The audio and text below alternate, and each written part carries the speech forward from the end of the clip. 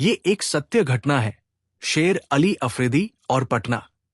अंग्रेज अफसर major general sir Owen Tudor Burn, जो भारत के वायसराय लॉर्ड मेयो का प्राइवेट सेक्रेटरी था, लिखता है कि 1860 से 70 की दहाई में वायसराय लॉर्ड मेयो ने भारत में अंग्रेज शासन के खिलाफ चलने वाली तहरीक को खत्म करने के लिए जो मुहिम चलाई, उसका सबसे पहला शिकार पटना हुआ और दर्जनों लोगों को गिरफ्तार कर कलकत्ता में बंगाल के चीफ जस्टिस नॉर्मन के पास भेजा गया और उसने कई लोगों को सजा सुना दी, जिसके जवाब में जस्टिस नॉर्मन को अब्दुल्ला नाम के एक क्रांतिकारी ने कत्ल कर दिया।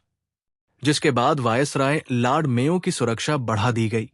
कलकत्ता में कोई भी परिंदा पर नहीं मार सकता था, जिससे उत्साहित होकर लॉर्ड मायो ने यह बयान दिया कि वो भारत में पटना से चलने वाली तहरीक को नष्ट और नाबूद करके ही भारत से वापस जाएगा। इसी बीच लॉर्ड मायो अंडमान गया और उस समय यह माना जाता था कि भारत से अंडमान के इलाके में कोई खत और किताबत नहीं हो सकती है, समाचार का आदान प्रदान नहीं हो सकता है, इसलिए वहां ज्यादा खतरा नहीं है।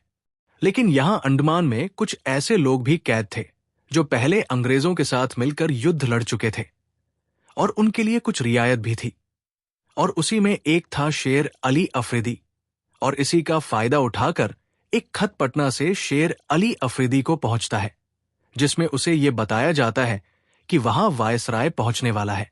ध्यान रहे कि इस दौरान पटना के कई उल्मा कैदी के रूप में मौजूद थे, जिन्हें जस्टिस नॉर्मन के सजा सुनाई थी।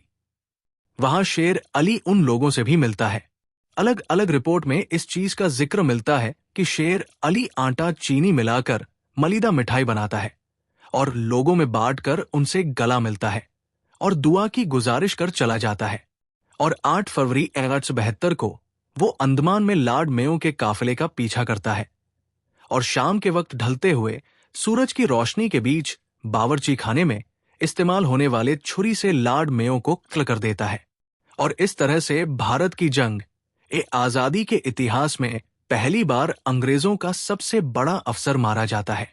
इसके बाद शेर अली अफरीदी को पकड़ा जाता है। उससे सवाल होता है, जिसके बाद वो बहादुरी से जवाब देता है कि मुझे खुदा का हुक्म था कि मैं अपने मुल्क के लिए ये करूं और इसमें मेरा कोई शरीक नहीं था। इस तरह शेर अली अफरीदी सारा जुर्म अपने सर लेकर बाकी लोगों को बचा देता है। उस समय की सरकार ने इस पूरे घटनाक्रम को कंपाइल करते हुए 1872 में लॉर्ड मेयो की मौत पर एक किताब छपवाई, जिसमें इस बात का जिक्र मिलता है कि शेर अली ने पूछताछ के दौरान किसी को कुछ खास बताया नहीं, उल्टे कैद में ही कई लोगों के साथ मारपीट भी की।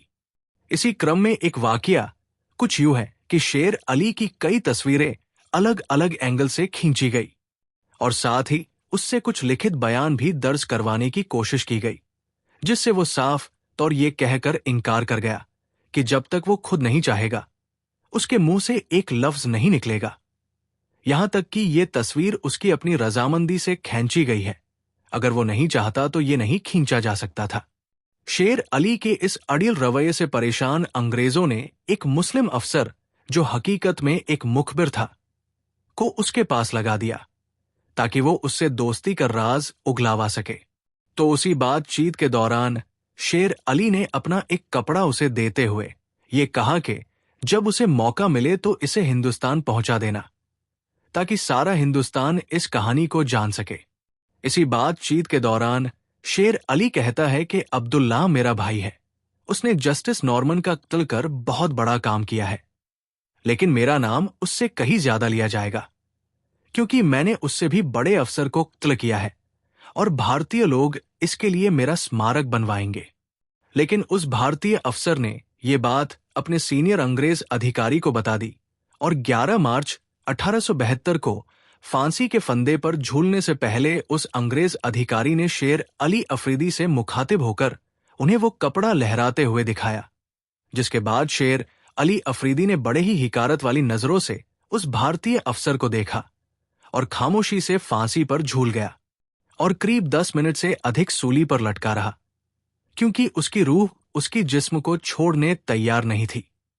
लेकिन ये इंकलाब की शुरुआत थी। इसके बारे में बिपिन चंद्रपाल, जिनको भारत में क्रांतिकारी विचारों का जनक भी माना जाता है। अपनी आपबीती में लिखते हैं कि अपने स्कूल के जमाने में जिस घटना ने उन्हें क्रांतिकारी विचारों की तरफ मोड़ा वो था पटना के क्रांतिकारी आमिर खान का बगावत के जुर्म में गिरफ्तार होना, बंगाल के चीफ जस्टिस नॉर्मन द्वारा उन्हें सजा देना और भारत के वाइसराय लॉर्ड मायो द्वारा इसका समर्थन करना और जेल में अंग्रेजों का जुल्म सहते हुए आमिर खान का मर जाना, जिसके बाद आमिर खान के चाहने वाले लोगों द्वारा बदले में बंगाल के चीफ जस्टिस और भारत के वाइसराय का कत्ल कर दिया जाना। ये सारी चीज उन्हें यानी बिपिन चंद्र पाल को क्रांतिकारी विचारों की तरफ ले आई थी। और बिपिन चंद्र पाल की वजह कर क्या क्या हुआ, इसके लिए आपको जुगांतर, अनुशीलन समिति और हिजबुल्लाह आदि के बारे में पढ़ना चाहिए।